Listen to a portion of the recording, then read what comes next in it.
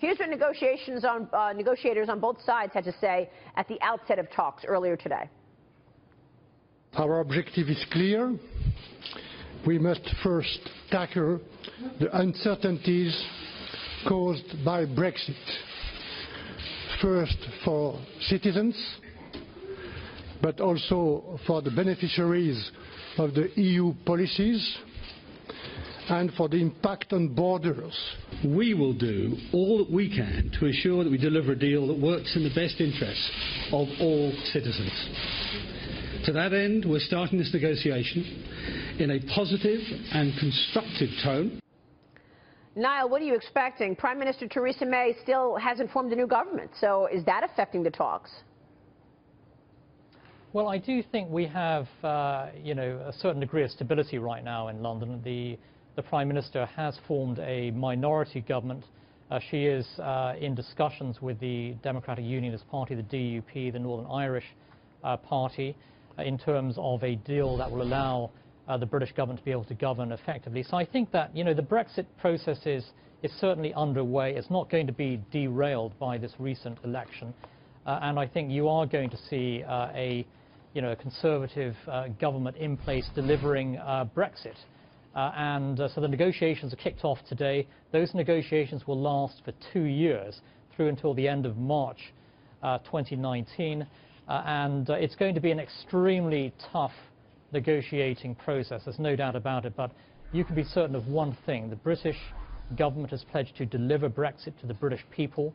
And Britain will be out of the European Union 2 years from now. So there's no going back from this. What do you think the impact is on the U.S.? And I want to get your reaction to what's going on in the U.S., given the fact that we've got such obstructionism going on. The president has communicated an agenda, and yet the critics just are pushing back and not allowing him to execute that agenda. When it comes to health care reform, we're waiting on the Senate. When it comes to tax reform, we're waiting on health care.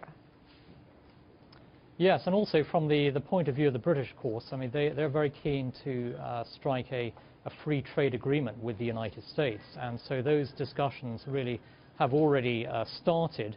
And I believe that President Trump is very strongly in favor of such an agreement with the United Kingdom. There's strong momentum also on Capitol Hill for this. And so I hope that, we are going to see the strengthening of the special relationship over the coming years, and the implementation of a free trade deal between the US and the UK, the world's biggest and fifth largest economies, as soon as Britain leaves the European Union. So I hope that this isn't derailed by all the internal politics here in Washington, which frankly has been extremely corrosive. But the special relationship is extremely important to US interests, and I'd expect to see the Trump administration working very, very closely with the British government in the months and years ahead. And what is the perception of the Trump administration in the UK from your standpoint?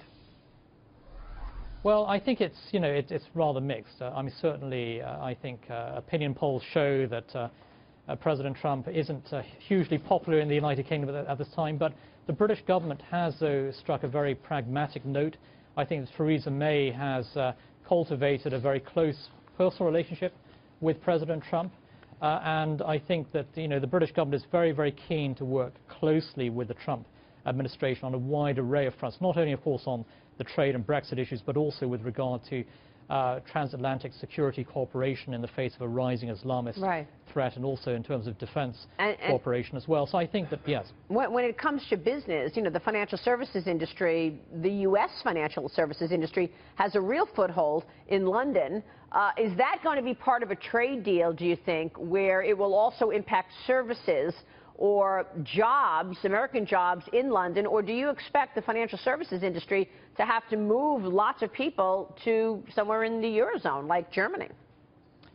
Yeah, no, I expect that, U.S. businesses are going to continue to thrive and prosper in the United Kingdom. I mean, London is by far Europe's biggest financial center. It's going to continue to be the center of global finance in Europe.